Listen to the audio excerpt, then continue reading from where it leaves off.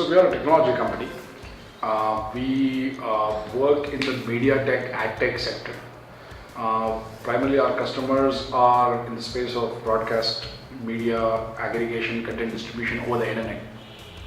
So we are basically helping these content distributors monetize their, mobile TV apps or the desktop video, any content that is being delivered over the internet. So we are a company which is helping them monetize the platform.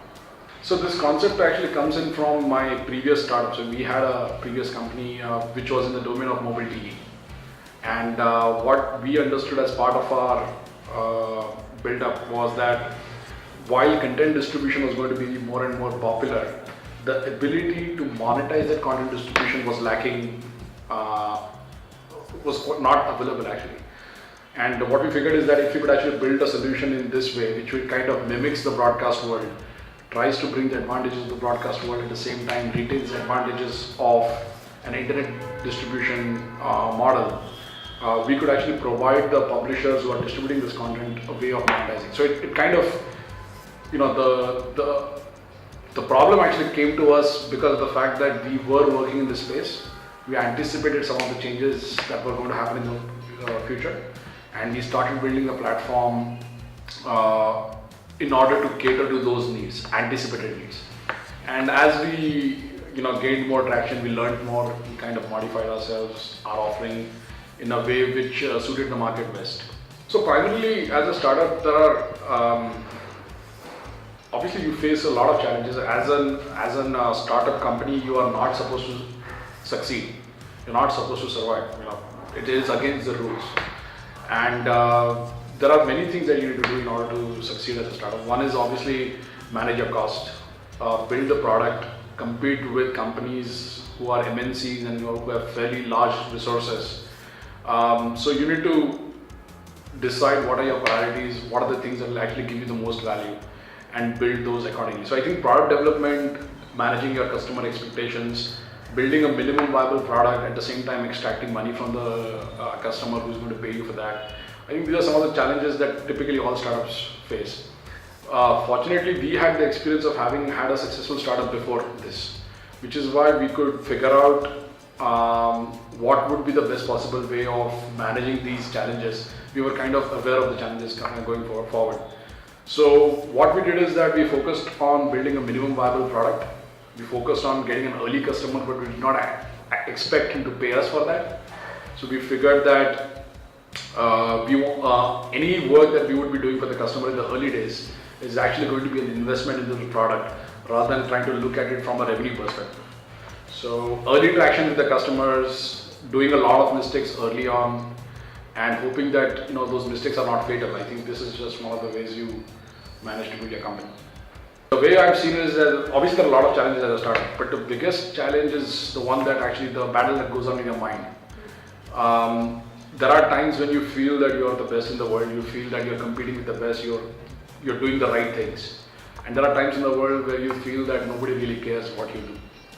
And there are these extreme highs and extreme lows. And you need to be able to figure out that neither of these highs and lows are true. You're always somewhere in the middle. So I think the challenge has been to have that stability of your mindset, not to get overawed or even have an overconfidence. At the same time, when you're down in the dumps, you want to make sure that you are not demotivated to the extent that you give up the challenge that you've taken up. So to try and maintain that balance and make sure that we have our eyes focused on the targets and not be so much swayed by the success or the failures that you see on the way. Okay, so especially in the same field, I would suggest there are a lot of challenges in this space, especially in the media distribution space. It's a booming space because people are consuming a lot of content on their mobile devices and internet connected devices, and which is expected to only grow from here on. However, there are some very fundamental problems with this domain, which I think in this whole exuberance of investment climate being positive and all that is getting ignored. A lot of these fundamental mistakes are not being corrected even by the startups because of the fact that the going was good. And now that there is a slowdown or a downturn in the investment climate, a lot of companies are going bust. I think there are a couple of challenges that I would think about. One is For an entrepreneur wanting to do something in this domain, I think you should look at really the fundamentals of the business. How does the product provide the value, and how can you actually get a piece of that value that you're delivering? If you can actually add that value to your bottom line, you have a successful formula. Then it is a matter of replicating that. But I think it is not very clear as to where globally this industry is going.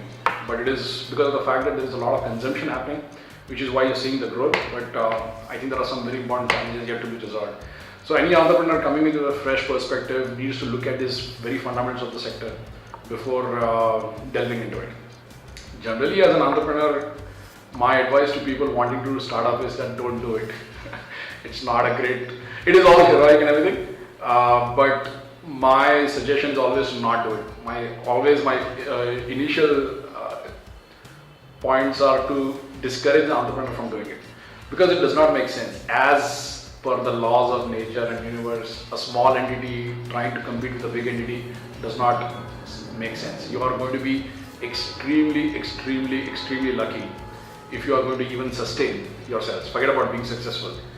And there are innumerable challenges going on the way. You're probably better off using your energies for something else.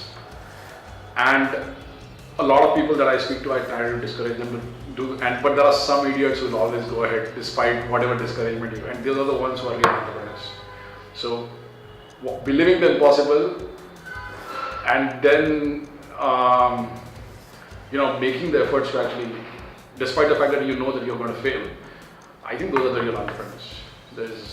Everybody else is fine.